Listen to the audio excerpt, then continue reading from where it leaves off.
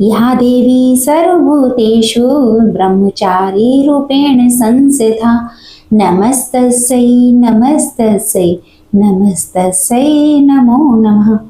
प्रिय भक्तजनों, आज चैत्र नवरात्रि का दूसरा दिन है और आज चैत्र मास की शुक्ल पक्ष की द्वितीया तिथि है। आज के दिन माता ब्रह्मचारिणी की व्रत कथा का श्रवण करने से लंबी आयु का आशीर्वाद प्राप्त होता है, सभी प्रकार के सुख प्राप्त होते हैं और व्यक्ति को सभी कार्यों में सफलता मिलती है। प्रिय भक्तजनों, अब आप सुनेंगे मां ब्रह्मचारिणी की बड़ी ही दुर्लभ कथा। आप इस कथा को बड़ी ही श्रद्धा और प्रसन्न चित्त मन से सुनिए। मां ब्रह्मचारिणी देवी का स्वरूप पूर्ण ज्योतिर्मय एवं अत्यंत भव्य है। उनके दाहिने हाथ में जप की माला और बाएं हाथ में कमंडल रहता है। अपने पूर्व जन्म में जब यह हिमालय के घर पुत्री के रूप में उत्पन्न हुई थी, तब नारद जी के उपदेश से उन्होंने भगवान शंकर जी को पति के रूप में प्राप्त करने के लिए अत्यंत कठिन तपस्या की थी। इसी दुष्कर तपस्या के कारण इन्हें तपश्चर्या अर्थात ब्रह्मचारिणी नाम से अभिहित किया गया। 1000 वर्ष उन्होंने केवल फल मूल खाकर व्यतीत किए और 100 वर्ष तक केवल शाक पर निर्भर किया। कुछ दिनों तक कठिन उपवास रखते हुए देवी ने खुले आकाश के नीचे वर्षा और धूप के भयंकर कष्ट सहे। इस कठिन तपस्या के बाद 3000 वर्षों तक केवल जमीन पर टूटकर गिरे हुए बेल पत्रों को खाकर वे भगवान शिव की आराधना करती रहीं। इसके बाद उन्होंने सूखे बेल पत्रों को भी खाना छोड़ दिया और कई हजार वर्षों तक वे निर्जल और निराहार उपवास करती रहीं। पत्तों को भी खाना छोड़ देने के कारण उनका एक नाम अर्पणा भी पड़ गया। कई हजार वर्षों की इस कठिन तपस्या के कारण ब्रह्मचारिणी देवी का शरीर एकदम क्षीण हो गया। उनकी यह दशा देखकर उनकी माता नैना अत्यंत दुखी हुई और उन्होंने उन्हें इस कठिन तपस्या से विरक्त करने के लिए आवाज दी। ओ माँ! तब से देवी ब्रह्मचारिणी का एक नाम उमा भी पड़ गया। उनकी इस तपस्या से तीनों लोकों में हाहाकार मच गया। देवता, ऋषि, सिद्धगण, मुनि सभी देवता ब्रह्मचारिणी की इस तपस्या को अभूतपूर्व पुण्य कृत्य बताते हुए उनकी सराहना करने लगे। अंत में पितामह ब्रह्मा जी ने आकाशवाणी के द्वारा उन्हें संबोधित करते हुए प्रसन्न स्वर में कहा, देवी, आज तक किसी ने ऐसी कठोर तपस्या नहीं की जैसी तुमने की है। तुम्हारे इस अलौकिक कृत्य की चारों ओर सराहना हो रही है। तुम्हारी मनोकामना सर्वोत्तम भावन परिपूर्ण होगी। भगवान चंद्रमौली शिव जी तुम्हें पति रूप में प्राप्त अवश्य होंगे। अब तुम तपस्या से विरत होकर घर लौट जाओ। शीघ्र ही तुम्हारे पिता तुम्हें बुलाने आ रहे हैं। भक्तजनों, मां ब्रह्मचारिणी की इस कठोर तपस्या को देखते हुए भगवान शिव जी ने कई बार उनकी परीक्षा भी ली। उस परीक्षा में देवी मां उत्तीर्ण हुई और इससे प्रसन्न होकर महादेव भगवान भोलेनाथ ने माता ब्रह्मचारिणी को अपनी अर्धांगिनी स्वीकार किया, उन्हें आशीर्वाद दिया तथा उनसे विवाह किया। मां दुर्गा का यह दूसरा स्वरूप भक्तों और सिद्धों को अत्यंत फल देने वाला है। उनकी उपासना से मनुष्य में तप, त्याग, वैराग, सदाचार और संयम जैसे गुणों की वृद्धि होती है। जीवन के कठिन संघर्षों में भी व्यक्ति अपने कर्तव्य से विचलित नहीं होता। मां ब्रह्मचारिणी देवी की कृपा से उसे सर्वत्र सिद्धि और विजय की प्राप्ति होती है। लालसाओं से मुक्ति के लिए मां ब्रह्मचारिणी का ध्यान लगाना बहुत ही श्रेष्ठ माना जाता है। दुर्गा पूजा के दूसरे दिन इन्हीं के स्वरूप की उपासना की जाती है और इसी दिन साधक का मन स्वाधिष्ठान चक्र में उपस्थित होता है। इस चक्र में अवस्थित चित्त वाला योगी ब्रह्मचारिणी जी की कृपा और भक्त सहज ही प्राप्त कर लेता है। प्रेम से बोलिए माता ब्रह्मचारिणी की जय। जय हो माँ शारदा, जय माँ भवानी, अपने सभी भक्तों का दुख दूर करो माँ। जय माता दी। ओम नमः शिवाय। प्रिय भक्तजनों, आइए अब सुनते हैं माता रानी की दूसरी कथा। एक राजा और एक रानी थी। बहुत दिनों तक उनके कोई संतान नहीं हुई। बहुत जप और तप करने के बाद कई सालों बाद उनको एक संतान की प्राप्ति पुत्र रूप में हुई। अब राजा और रानी बहुत खुशी से अपना राजपाट संभालने लगे। कई दिनों तक ऐसे चलता रहा और देखते देखते पुत्र 4-5 साल का हो गया।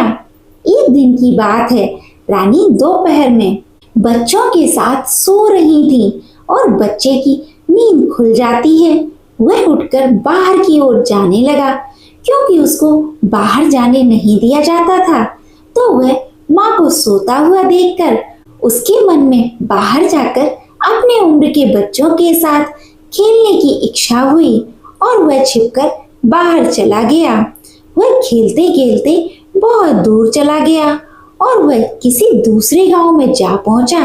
इधर जब रानी की नींद खुली तो वह बच्चे को अपने पास न देखकर बहुत हैरान हुई। फिर बच्चे की खोजबीन शुरू हो गई। बहुत प्रयास करने के बाद सफलता हासिल नहीं हुई, अर्थात उनको बच्चा नहीं मिला। अब राजा रानी फिर से दुखी हो गए। अब वह बच्चा उस गांव में एक ग्वाले के घर पहुंचा तो ग्वाले ने उससे पता पूछा कि हे पुत्र, तुम कहाँ से आए हो? तो वह बच्चा अपने बारे में कुछ बता नहीं सका, क्योंकि वह बहुत छोटा था। उसको कुछ पता नहीं था। वह केवल बच्चों के साथ खेलते खेलते दूर चला गया था। तो ग्वाले ने कहा कि जब यह बच्चा अपना नाम नहीं बता पा रहा है तो इसको अपने पास रख लूं। जैसे तुम्हारे 2 बच्चे वैसे ही यह तीसरा रहेगा। अब इधर वह बालक ग्वाले के बच्चों के साथ घुल मिलकर खेलने लगा और कुछ दिन बीत भी गए। एक दिन ग्वाले की नजर उस बच्चे के हाथ पर पड़ी तो वह देखा कि उसके हाथ में किसी का नाम लिखा हुआ है। तो वह बच्चे से पूछा, पुत्र, यह किसका नाम है? तो उस बच्चे ने कहा, यह हमारे पिताजी का नाम लिखा है। तो ग्वाले ने कहा कि आपके पिताजी का नाम ढूंढते हुए घर पर चलेंगे। अब देखिए, इधर जब राजा शिकार पर निकल जाते हैं तो रानी रोज अपने बच्चे को इधर उधर ढूंढती है, क्योंकि माँ का हृदय था। वह दिन भर तड़पती अपने बच्चे की याद में इधर उधर बाग बगीचे में देखती कि कहीं मेरे बच्चे का कोई संदेश आ जाए। रानी यही सोचती कि इतने दिन बाद एक संतान हुई थी तो मैंने लापरवाही में वह भी अपने हाथ से गवा दी। अब रानी एकदम निराश होकर एक गांव में पहुंची तो वहां उसने देखा कि कुछ औरतें मिलकर देवी माता की पूजा कर रही थी। तो रानी भी वहां जाकर बैठकर पूरी पूजा देखती है और पूजा के दौरान माता रानी की कथा को बहुत मन लगाकर सुनती है। पूजा समाप्त हो जाने के बाद सभी सुहागिन रानी को प्रसाद देती हैं। तब रानी ने पूछा, बहन, आप किसकी पूजा कर रही हैं? हमको भी बताइए। तब सभी सुहागिनों ने कहा कि हम माँ भवानी, माँ दुर्गा की पूजा कर रही हैं। माता बहुत ही दयालु हैं। ये अपने भक्तों के संकट को क्षण मात्र में दूर कर देती हैं। बस ध्यान लगाने वाली बात है, तब तक आपकी मनोकामनाएं तुरंत ही पूरी हो जाती हैं। जब आपकी मनोकामनाएं पूरी हो जाएं, तो आप तुरंत माँ देवी की पूजा करिए और उनकी पूजा को कभी टालना नहीं चाहिए। तो रानी ने अपने मन में सोचा कि अगर माँ भवानी, माँ दुर्गा ने मेरा बच्चा सकुशल वापस हमारे घर पहुंचा दिया तो हम भी इसी तरह से सभी सुहागनों के साथ माता रानी की पूजा करेंगे। इधर रानी का यह मन्नत मांगना हुआ और इधर ग्वाला बच्चे को लेकर उसके पिता के तलाश में निकल पड़ा। वह कई जगह ढूंढते हुए काफी देर बाद गांव के किनारे पहुंचा तो एक व्यक्ति से पूछा कि भैया, इस नाम के व्यक्ति को क्या आप जानते हैं? तो वह आदमी ने बताया, हाँ भैया, यह हमारे राजा का नाम है। उनका पुत्र खो गया है, क्या यह उन्हीं का पुत्र है? यह बताकर ग्वाले को घर का पता बताया। ग्वाला जब बच्चे को लेकर राजा के द्वार पर पहुंचा तो राजा रानी ने अपने बच्चे को देखकर लिपट कर वे रोने लगे और बार बार ग्वाले का धन्यवाद करने लगे। राजा ने पूछा कि भाई, इसको आपने कहाँ पाया? तो ग्वाले ने कहा, राजा साहब, यह बालक घूमते घूमते हमारे गांव आ पहुंचा था। तब हमने इसका पता पूछा तो बालक कुछ बता नहीं सका। एक दिन खेलते खेलते जब मेरी नजर इसके हाथ पर गई तो उसका नाम लिखा हुआ था और उसी नाम के सहारे हमने इसको आप तक पहुंचाया है। प्रिय भक्तजनों, रानी की खुशी का सीमा नहीं थी। रानी ने राजा से कहा कि ग्वाले को खूब धन दौलत देकर विदा कीजिए, लेकिन ग्वाले ने कुछ भी नहीं लिया और कहा, जितनी खुशी आपको है आपका पुत्र पाकर, उतनी ही खुशी मुझे भी है कि मैंने आपकी धरोहर को आप तक पहुंचाया है। अंत में राजा ने ग्वाले को धन देकर विदा किया। अब रानी को यह तुरंत याद आ गया कि वह माता रानी की मन्नत मांगी थी। उनकी पूजा करने का और नवरात्रि का व्रत करने का तो रानी ने राजा से कहा, हमने माँ दुर्गा का मन्नत मांगा है, हमें नवरात्रि का व्रत करना है। हम नवरात्रि का व्रत करेंगे और नगर की कुछ स्त्रियों को निमंत्रण दीजिए और तुरंत माँ भवानी की पूजा कीजिए। रानी ने तुरंत माता रानी की पूजा करने वाली सारी सामग्री इकट्ठा करवाई। माता रानी की पूजा की सारी व्यवस्था की गई। सभी सुहागिनों ने मिलकर माता रानी की विधिवत पूजा की और माँ भवानी दुर्गा माता का गीत गाया। जिन सुहागिनों को माता रानी की कथा आती थी उन्होंने माता रानी की कथा सुनाई और फिर अंत में सभी सुहागिनों ने मिलकर माता रानी की आरती की और उनसे प्रार्थना की कि हे माँ, जिस तरह आपने हमारे संकट को दूर किया है, ऐसे ही जो आपको याद करे आप उसके भी सभी संकटों को तुरंत दूर करना। हे माँ, आपका स्वभाव बड़ा ही दयालु है, बड़ा ही सहज और बड़ी ही कृपालु है। जय माता रानी। हे माँ भवानी, जिस प्रकार आपने रानी के बच्चे को वापस किया, उसकी गोद भरी, उसके जीवन में खुशियां लौटाई, उसी प्रकार सभी माताओं की गोद को हरा भरा रखना, सभी के घर में सुख समृद्धि लाना। जय माँ दुर्गा। ओम नमः शिवाय। प्रिय भक्तजनों, आइए अब सुनते हैं माँ तारा रानी की कथा। एक समय की बात है, माँ भगवती को मनाने वालों में से एक राजा स्पर्श भी थे। वह दिन रात उनकी पूजा अर्चना में लीन रहते थे। राजा को किसी चीज की कोई कमी नहीं थी, बस उन्हें बच्चे की ख्वाहिश थी। सालों से बच्चा नहीं होने के कारण राजा कुछ निराश रहा करते थे। एक दिन राजा की भक्ति से खुश होकर माँ भगवती ने सपने में आकर उसे 2 बेटी होने का वरदान दिया। आशीर्वाद मिलने के कुछ समय बाद राजा के घर एक बेटी पैदा हुई। बेटी पैदा होने की खुशी में राजा ने सबको दावत दी और बेटी की कुंडली बनवाने के लिए पंडितों को बुलवाया। सब ने राजा से एक ही बात कही कि यह साक्षात देवी का रूप है, जहाँ भी इसके कदम पड़ेंगे वहाँ खुशियाँ ही खुशियाँ होंगी। यह भगवती देवी की भक्त होगी। इतना सब कहकर पंडितों ने लड़की का नाम तारा रख दिया। कुछ समय के बाद मंगलवार के दिन राजा के घर एक और बेटी पैदा हुई। ज्योतिषियों ने उसकी भी कुंडली बनवाई और उदास हो गए। राजा ने जब उसकी उदासी का कारण पूछा तो ज्योतिषियों ने बताया कि यह लड़की आपके जीवन में खूब सारा दुख लेकर आएगी। राजा ने ज्योतिषी से पूछा कि आखिर मैंने ऐसा कौन से खराब कर्म किए थे कि इसने मेरे घर में जन्म लिया है। ज्योतिषियों ने बताया, आपकी दोनों बेटियां राजा इंद्र की अप्सराएं हुआ करती थी। इनमें से बड़ी बहन का नाम तारा और छोटी का नाम रुक्मणी था। एक दिन ये दोनों मिलकर धरती की सैर करने के लिए गए। दोनों ने ही वहां पहुंचकर एकादशी के दिन का व्रत रखा।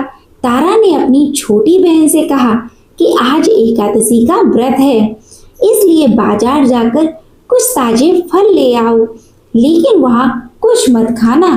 रुक्मणी बाजार फल लेने के लिए चली गई। वहां से उसे मछली के पकौड़े दिखे। उसने झट से उन्हें खा लिया और अपनी दीदी के लिए कुछ फल ले लिए। रुक्मणी से तारा ने पूछा कि तुम अपने लिए फल क्यों नहीं लाई, तो उसने जवाब दिया कि वह मछली के पकौड़े खाकर आई है। तारा ने गुस्से में आकर कि तुम पापन हो, एकादशी के दिन तुमने मछली खा ली। ऐसा खराब कर्म के लिए मैं तुम्हें छिपकली बनने का श्राप देती हूँ। अब उसी जंगल में तारा की बहन छिपकली बनकर रहने लगी। वहां एक जाने माने ऋषि श्री गोरखनाथ जी भी अपने कुछ शिष्यों के साथ रहते थे। उनके शिष्यों में से एक बहुत ही घमंडी था। अपने घमंड के चलते वो शिष्य कमंडल में पानी भरकर एकांत में बैठकर तपस्या करने लगा। तभी एक प्यासी गाय वहां आ गई। उसने सीधे अपना मुंह उस कमंडल में डाला और पानी पी लिया। पानी पीने के बाद जैसे ही गाय अपना मुंह बाहर को निकालने लगी तो कमंडल नीचे गिर गया और ऋषि का ध्यान भंग हो गया।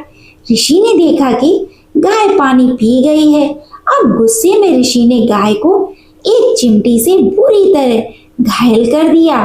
इस बात की जानकारी जब गुरु गोरखनाथ को पड़ी तो वे तुरंत गाय को देखने के लिए गए। जैसे ही उन्होंने गाय की हालत देखी, वैसे ही उसने उस घमंडी शिष्य को आश्रम से बाहर निकाल दिया।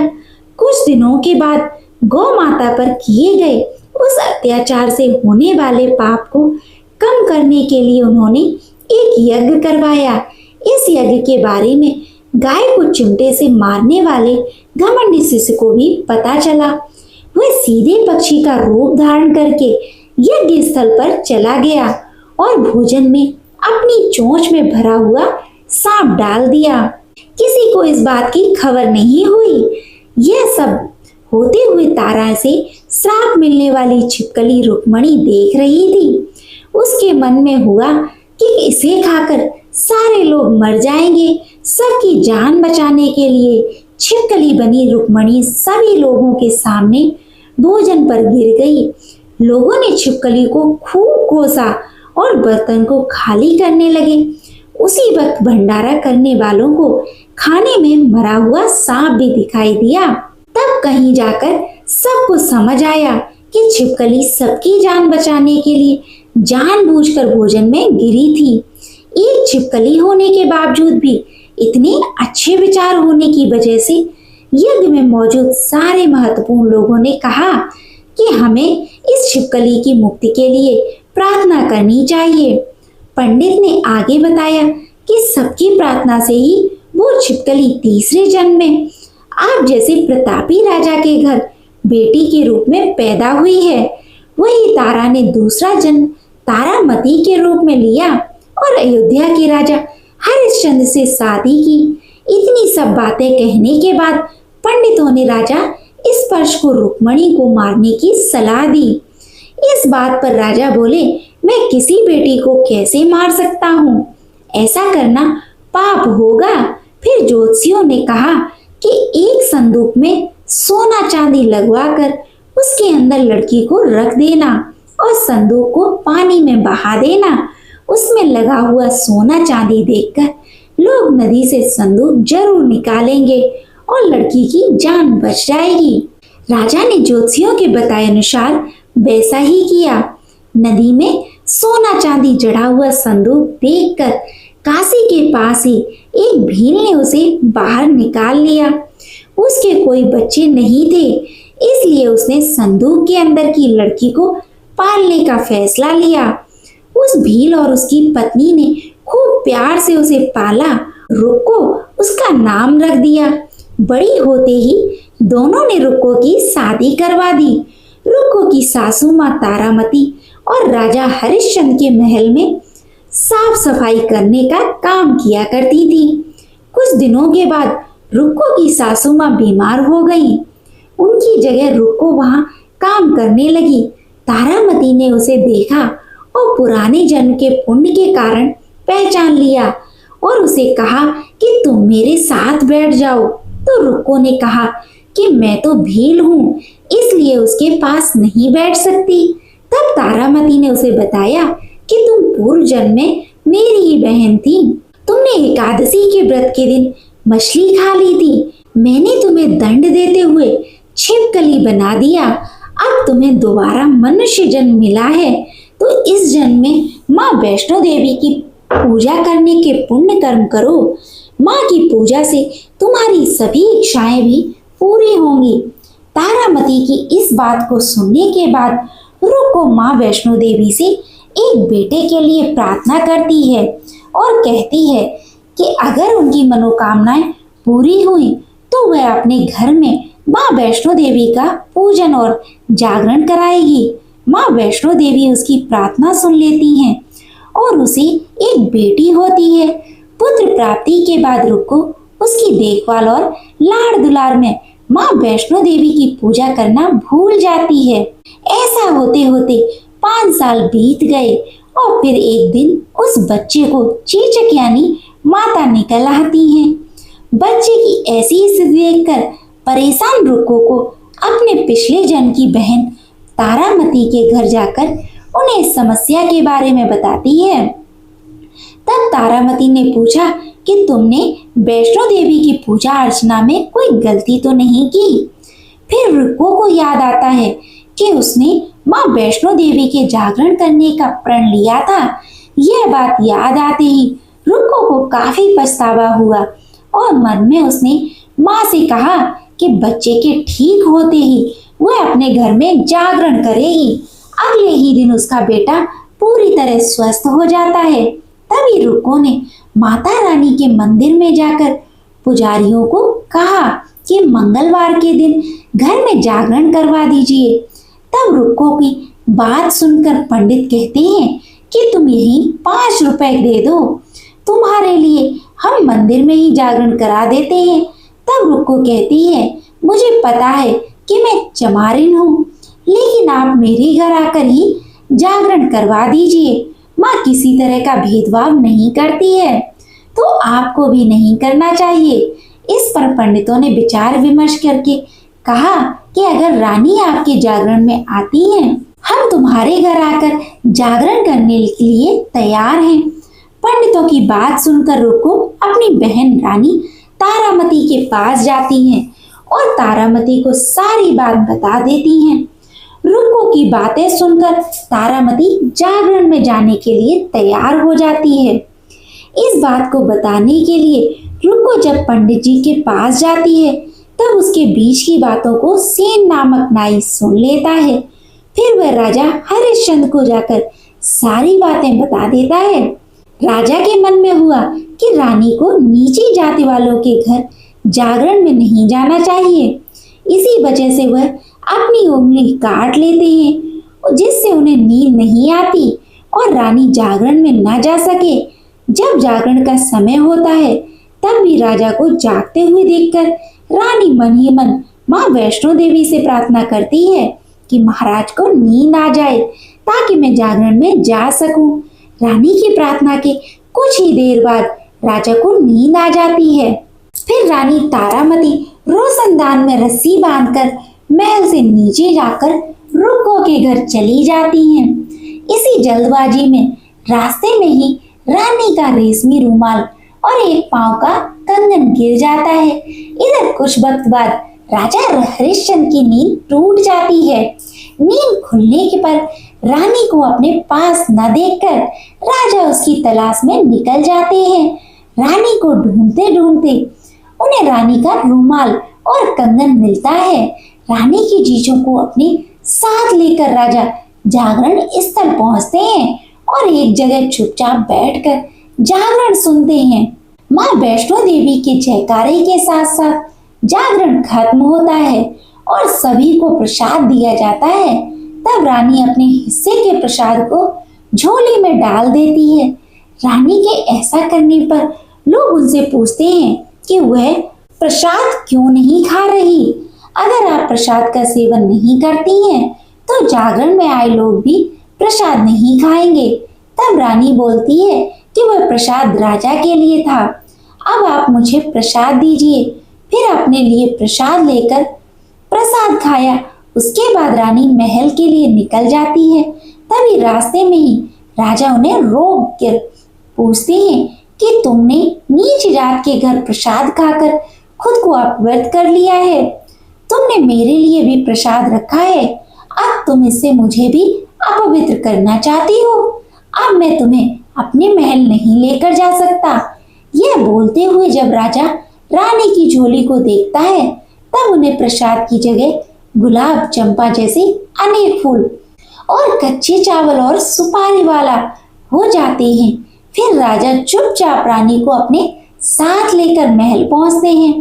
वह रानी बिना माचिस के ही माता रानी के सामने दीपक जलाकर राजा हरिश्चंद्र को हैरान कर देती है।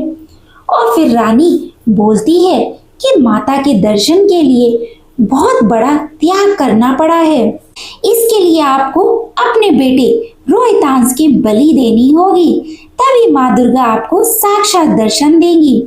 यह सुनकर राजा के मन में माँ के दर्शन की इच्छा होने लगी, जिसके लिए राजा अपने पुत्र की बलि देते हैं। बलि देने के बाद माँ दुर्गा शेर पर सवार होकर प्रकट होती हैं और उन्हें देखकर राजा हरिश्चंद्र काफी खुश हो गए और माँ दुर्गा ने उन्हें तुरंत राजा के बेटे को दोबारा जिंदा कर दिया। इस चमत्कार को देखकर राजा हरिश्चंद्र खुश हो गए और तभी राजा ने माँ की पूरी विधि से पूजा करके उनसे अपनी गलतियों की माफी मांगी। माँ दुर्गा ने भी राजा को खुश रहने का आशीर्वाद दिया और अंतर ध्यान हो गई। तब राजा ने तारा रानी से कहा कि मैं बहुत खुश हूँ कि मुझे पत्नी के रूप में आप मिली हैं।